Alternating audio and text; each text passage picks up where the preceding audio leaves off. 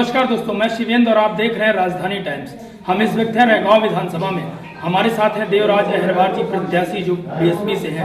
हम उनसे बात करते हैं और किन मुद्दों को लेकर वो क्षेत्र में जा रहे हैं। और सर, स्वागत है हमारे चैनल में आपका।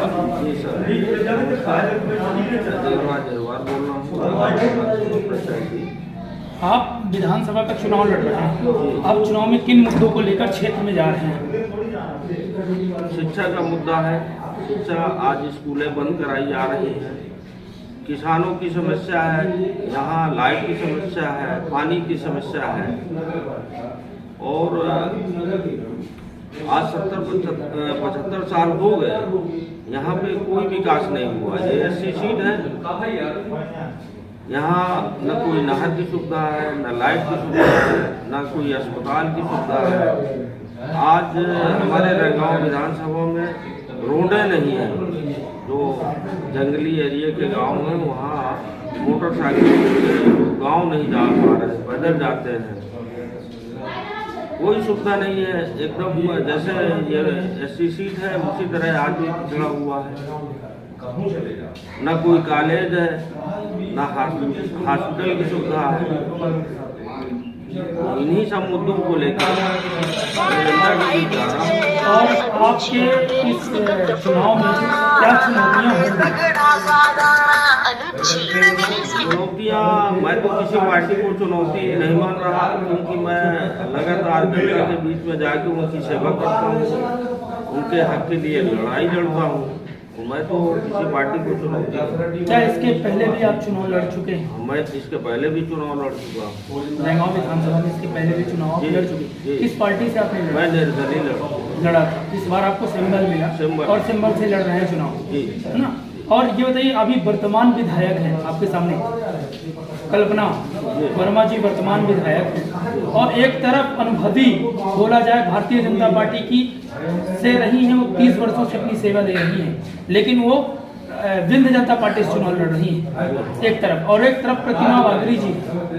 इनको क्या चुनौतियां मानते हैं, उनका कैसा सामना करेंगे? क्षेत्र में जाके जनता को क्या आप आश्वासन देंगे, कैसे भरोसा दिलाएंगे कि आप कार्य करेंगे? ये जब चुनाव आता है तो सारे कैंडिडेट आते हैं, 5 साल इनका कोई पता नहीं रहता। ये चुनाव लड़ते, अगर चुनाव लड़ी हार गई और उनकी पार्टी की सरकार है, तो वो वर्तमान में विधायक जो हैं उनसे ज़्यादा पावर रखती है। वो भी मतलब कोई जनता की सुविधा मुहैया नहीं करवा रही।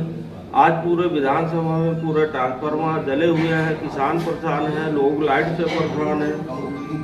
तो ये जब चुनाव आता है तो सारे नेता दिखते हैं, बाकी सब बिल में दिखते नहीं। और ज्यादातर समस्या अपने रैगांव विधानसभा की क्या है, और जनता के पास जब जाते होंगे आप, तो जनता का क्या सवाल रहता है आपसे? जनता का सवाल यही रहता है कि 23 में बोला गया था कि सबके पक्के घर हो जाएंगे, कहीं किसी के पक्के घर नहीं है, मात्र ये रेवड़ी बांटने का काम करते हैं। और लाइट की समस्या तो है ही है। तो यही सारी समस्याएं हैं। जनता का विकास का आप मुद्दा जब बता रहे हैं, तो जनता को भरोसा कैसे दिलाएंगे, जनता कैसे भरोसा करेगी? क्या आप कर रहे हैं? देखिए, हमारे पार्टी की सरकार बनती है, यूपी में सरकार बनी, बहन जी गरीबों को 3-3 एकड़ जमीन देने का काम की, फ्री में आवास देने का काम की। यहाँ तो सारा सामान जो है शहर से आता है। शहर में 2.5 लाख, गांव में एक 20 लोगों की बकरियां बिक जाती हैं। तो ये सब रेवड़ी और लालच दे रहे हैं। अभी 2 साल पहले इतनी स्थिति खराब थी कि लोग बाहर से चल के भूखों नंगे पैरों चल के आए, काफी लोगों की मौतें हो गई। सरकार इतना जब रहम करती थी, तो आज चुनावी वर्ष है तो लाडली लक्ष्मी बहना योजना का वो चला रही है। अगर यही करना है तो जब से सरकार थी तब से हिसाब लगा के दे। तो ये भटकाने का काम करती हैं। बच्चों को जो खाद्यान्न भोजन वाला है, न कोई पढ़ाई होती है, कटोरा पकड़ाते हैं, उनकी भीख डालने की आदत डलवाते हैं। जब नींव ही कमजोर रहेगी तो बच्चे कहाँ आगे पढ़ के निकलेंगे। तो इस प्रकार सत्ता का हमारे शिवराज मामा का काम है। तो अगर आपको रेंगांव विधानसभा की जनता आपको चुनकर विधानसभा में बैठाती है तो जनता के लिए सबसे पहले आपका रेंगांव क्षेत्र में कार्य क्या रहेगा?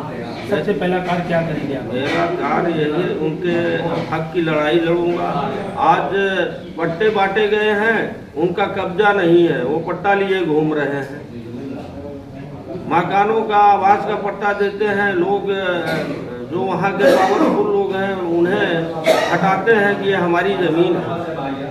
तो सबसे पहले उनके हक की लड़ाई, शिक्षा और चिकित्सा की व्यवस्था, कॉलेज की व्यवस्था, उनके हक के लिए मैं लड़ाई लड़ता रहूँगा। मेन मुद्दा आपका पट्टा से है कि पट्टा ऐसे दे दिया गया है लेकिन जमीन नहीं दी गई? नहीं दी गई।